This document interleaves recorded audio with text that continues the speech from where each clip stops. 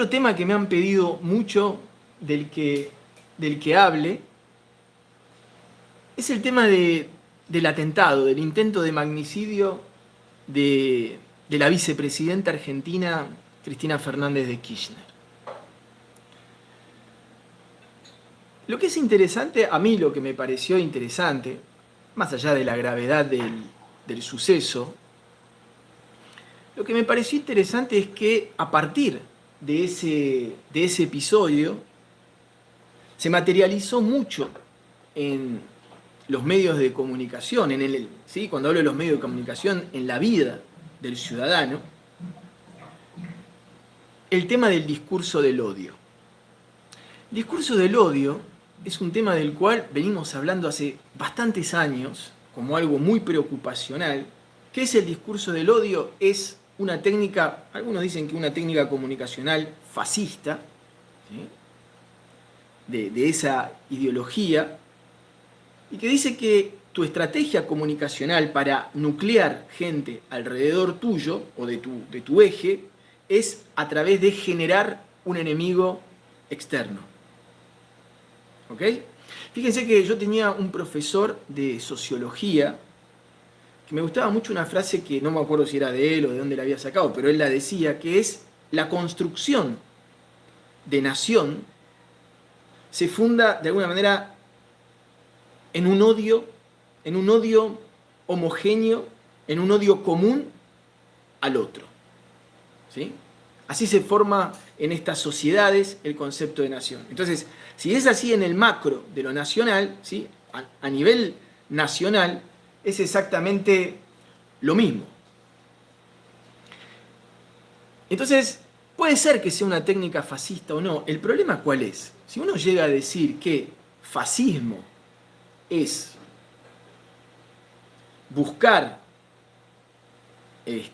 nuclear al ciudadano a través de un odio común, y nosotros empezamos a analizar la estrategia comunicacional del 95% de los gobernantes en el mundo, fíjense, cada uno piensa en su país y van a ver que hay pocos que se pueden, como decimos en Argentina, sacar chapa de no estar utilizando esa estrategia. ¿Ok? Fíjense, entonces está bueno que se materialice eso. Y una de las cosas que surgió en Argentina, una discusión a nivel nacional, fue esto, la aparición del discurso del odio. ¿Por qué? Porque, según algunos analistas en Argentina, se llegó a la conclusión de que el intento de magnicidio, ¿sí?, a Cristina Fernández de Kirchner es producto, es una de las consecuencias del discurso del odio. Bien, hasta ahí interesante, hasta ahí interesante. Por un lado, entonces, uno puede decir, sí, de alguna manera, esos lobos solitarios, ¿sí?, que aparecen, ¿por qué son lobos solitarios? Por más que en estos momentos la inteligencia argentina esté tratando de desactivar toda la célula, ¿sí?, que ¿a cuántos podrá llegar? ¿Sí? Son lobos solitarios. Son lobos solitarios. ¿Qué es un lobo solitario? Quiere decir que no actúa, ¿sí?, por afuera de una organización. Quiere decir que al momento de desactivarlo, de eliminarlo, el impacto, ¿sí?, es nulo.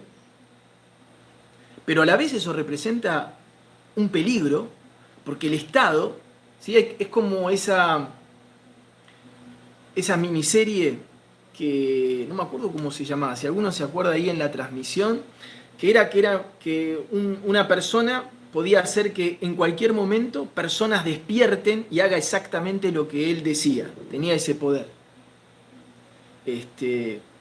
Entonces aparece este lobo solitario, y se dice que este lobo solitario es producto del discurso del odio existente hacia Cristina Fernández de Kirchner.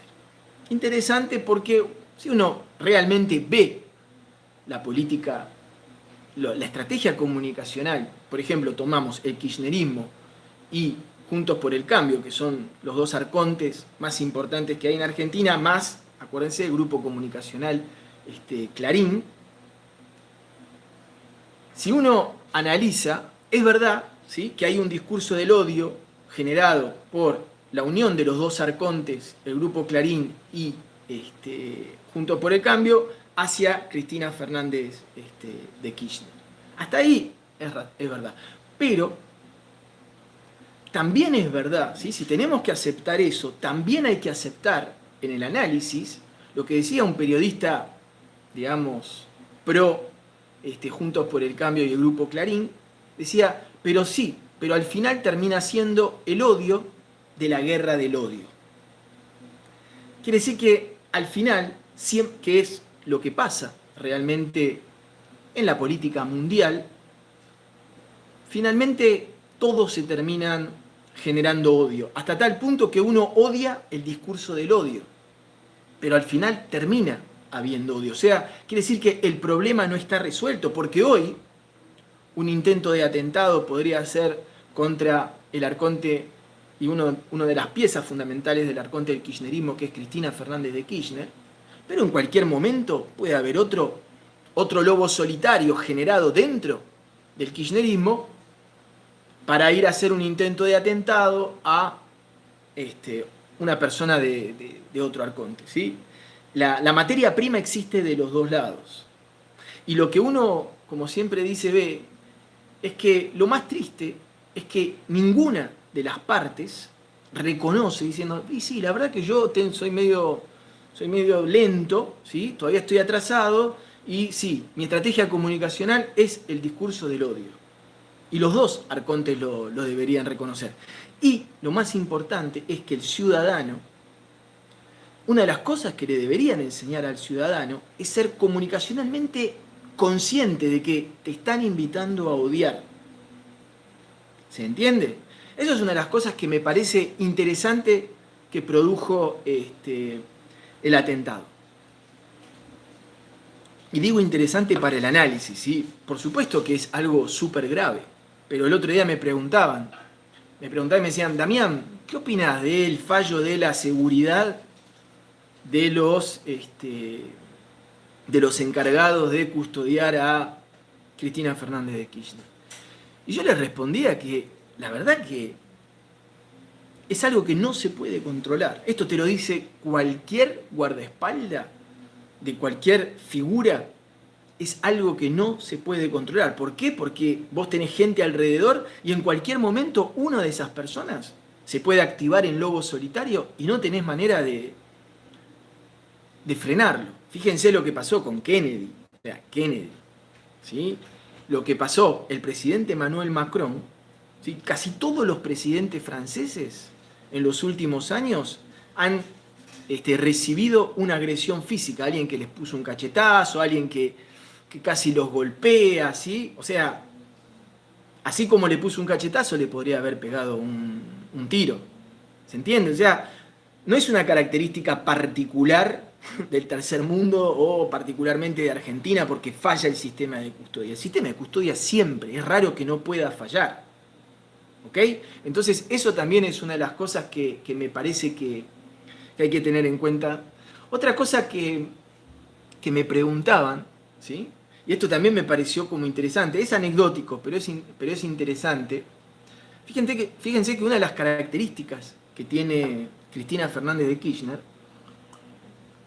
es que por un lado viene de una línea que uno podría decir socialista, sabiendo que el socialismo hoy en día, para quien les habla, es un viejo dinosaurio, ¿sí?, pero que viene de esa línea socialista, supuestamente, ¿sí?, ahí es donde es interesante, supuestamente lejos de la religión, dentro del ateísmo, y Cristina Fernández de Kirchner representa justamente a alguien que viene del socialismo, pero súper católica.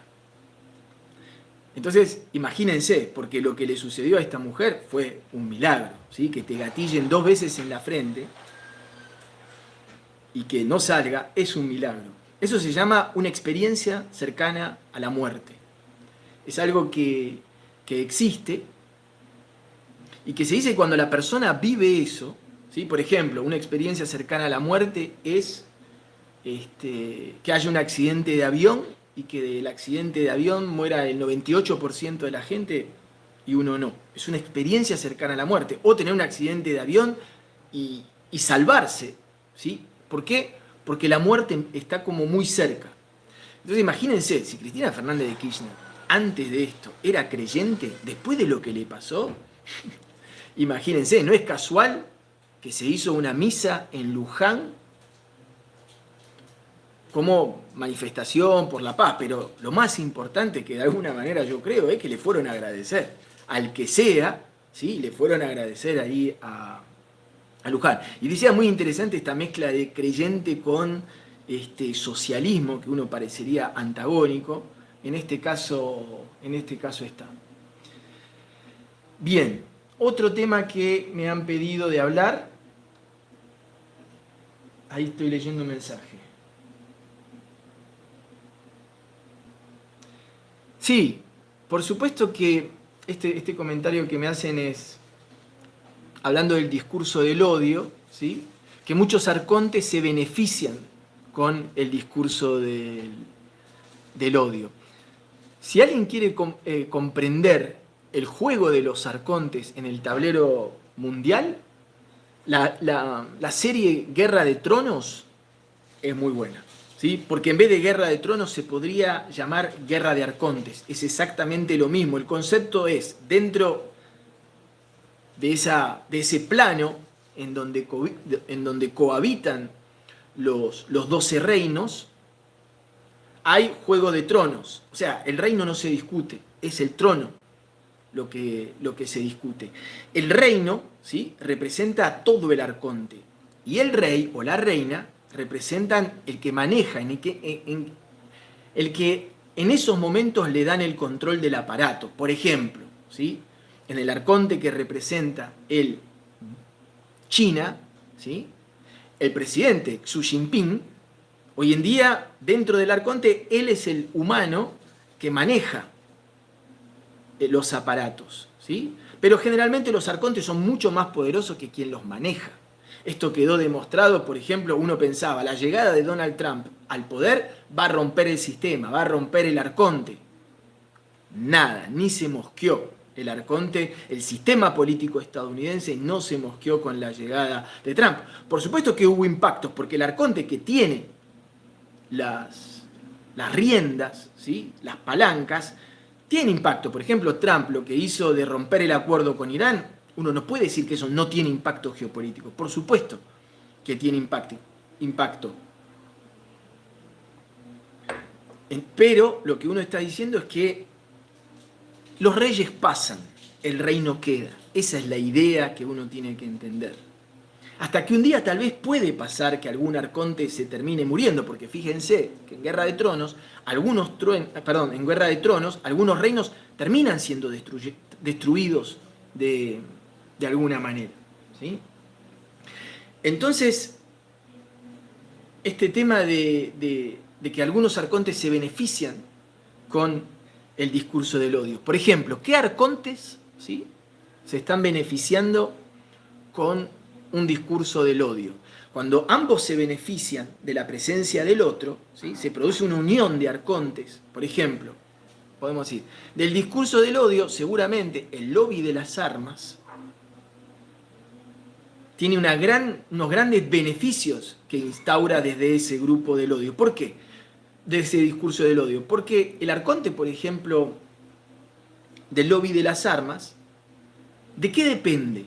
¿Sí? ¿De qué depende que gane acciones? ¿De qué depende que gane dinero? De la inseguridad, de la desconfianza de unos hacia el otro. Más desconfío del otro, más me voy a armar. Más miedo como argentino le tengo a Chile, más voy a querer armarme. Y más miedo como chileno le tengo a Argentina, más me voy a querer armar. ¿Se entiende? Si a mí el lobby de las armas en Estados Unidos, ¿sí?, pese a las miles de matanzas que ocurren en los últimos años, el lobby de las armas, ¿de qué se alimenta? ¿Sí? De que el otro es un peligro vital para tu existencia. Entonces te tenés que armar para defenderte. ¿Sí? Es una ley muy cavernícola, de alguna manera. Porque el lobby de las armas existe desde que el hombre es hombre, Y de alguna manera también el discurso del miedo, esto es lo que les quiero decir, no es nuevo, es tan viejo como el ser humano. Pero lo que pasa, ¿sí?, es que esto es lo que nos tiene que hacer reflexionar. Que hace años que se viene instalando un discurso del odio, pero esta vez tenemos la capacidad para los ciudadanos poder salir o tratar de mirar y observar detrás o al margen de esos discursos del odio. ¿Ustedes creen que, ustedes, por ejemplo, leen la Biblia, ¿sí?, el Antiguo Testamento, siempre, fíjense que hay un peligro, una de las cosas que van forjando a los pueblos, ¿sí?, es que siempre está la posibilidad de un peligro por parte del otro, que antes era real, porque las tribus se invadían, por ejemplo, no sé, el reino de Judea, ¿sí?, tenía, ¿sí?, esto lo leen en la Biblia, tenía un conflicto y una posibilidad de conflictos con el reino moabita, con los griegos, etcétera, etcétera. Siempre se va construyendo. Entonces, siempre hay, si ustedes ven la Biblia, al que no piensa como uno, pues no merece nada. ¿Sí? El que no tiene mi mismo Dios, fíjense esto, reconocer mi discurso, el que no piensa como yo, el que no tiene mi mismo Dios, pues es un enemigo, porque me está poniendo en peligro. Hay que armarse. ¿Se dan cuenta? Entonces, lo interesante de este intento de magnicidio, me parece que las cosas como enriquecedoras, más allá de que sea una tragedia, lo que pasó, que sea una señal de alerta muy grande, porque empieza la era de los lobos solitarios en América Latina también. En Estados Unidos ya los estamos viendo, no los pueden desactivar, siempre hay matanzas, ¿sí?